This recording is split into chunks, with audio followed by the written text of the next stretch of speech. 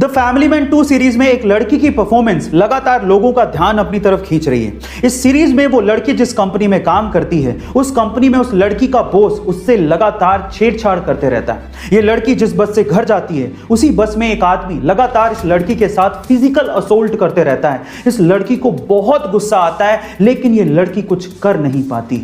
लोगों को लगने लगता है कि एक अबला नारी है, बहुत कमजोर है, लेकिन जैसे ही लोग ये सोचते हैं, उनके विचारों पर होता है एक अटैक। उसके बाद आता है एक सीन जिसमें यही लड़की फिजिकल असोल्ट करने वाले उस बंदे को जिस तरह से ऊपर पहुंचाती है, वो सीन देखने लायक है। अब सबसे इंटरेस्टिंग बात यह है कि इतना डार्क और इंटेंस कैरेक्टर निभाने वाली ये लड़की कोई आम लड़की नहीं है, बल्कि साउथ की सुपरस्टार है। इनका नाम है समंथा एक्किनेनी। गाइस, एक बार में देख के तो आप इन्हें पहचान भी नहीं पाएंगे। अगर आपने साउथ सुपरस्टार यश की KGF चैप्टर 1 देखी है तो उसका नेगेटिव कैरेक्टर गरुड़ा आपको जरूर याद होगा।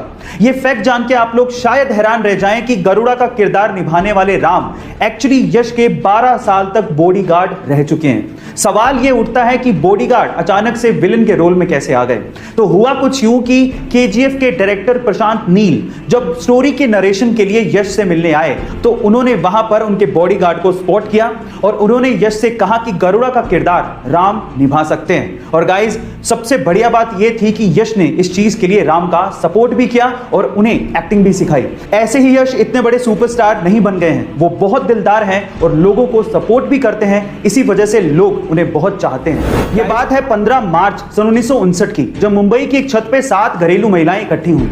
मकसद था महिलाओं को, स्पेशली घरेलू महिलाओं को जो कि ज्यादा पढ़ी लिखी नहीं है, उन्हें सक्षम बनाना और उन्हें कमाई का एक जरिया देना।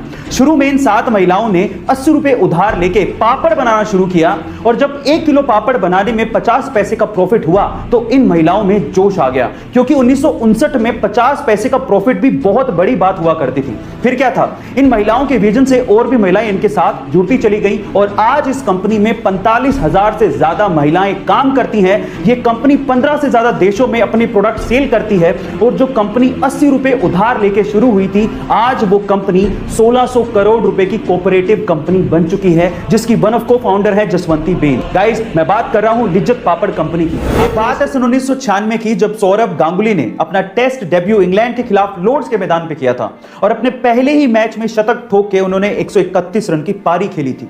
25 साल बीत जाने के बाद भी रिकॉर्ड कायम था, लेकिन अभी रिसेंटली न्यूजीलैंड के खिलाड़ी डेवॉन कॉनवे ने इस रिकॉर्ड को तोड़ दिया। जी हां गाइस, डेवॉन कॉनवे ने अपने डेब्यू मैच में इंग्लैंड के खिलाफ लॉर्ड्स के मैदान पर 200 रन की नाबाद पारी खेली और यह रिकॉर्ड अपने नाम कर लिया। गाइस, मजे की बात यह है कि सौरभ गांगुली और डेवॉन कॉनवे दोनों की बर्थ डेट 8 जुलाई ही है। दोनों ही लेफ्ट हैंडी बैट्समैन है और दोनों ने ही अपना टेस्ट डेब्यू इंग्लैंड के खिलाफ लॉर्ड्स के मैदान में करके शतक ठोके। कई बाप अपने बेटों की इच्छाओं को पूरा करने के लिए कुछ भी कर डालते हैं और उन्हीं में से एक है वियतनाम का यह शख्स जो कि पेशे से वुड वर्कर है। अब एक दिन उसके छोटे से बेटे ने लैम्बोर्गिनी मांग ली।